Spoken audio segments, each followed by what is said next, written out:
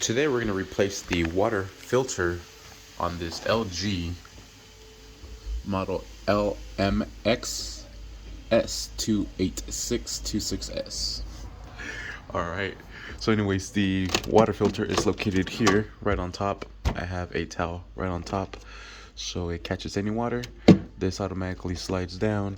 What we're simply going to do is just twist this towards the left. And there it is. Here is the old filter. Here is the replacement filters. There is the part number. Got this at Home Depot. There is the part number there.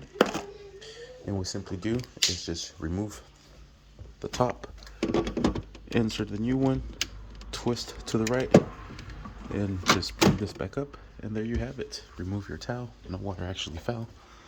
That's perfect, and that is how we change our new filter. There it is, our light. Now we reset it. How you reset it, I am not sure. Oh, that's the air filter. Reset. Oh, you just hold it.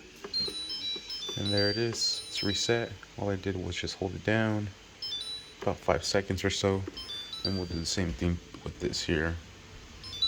There it is. Dope.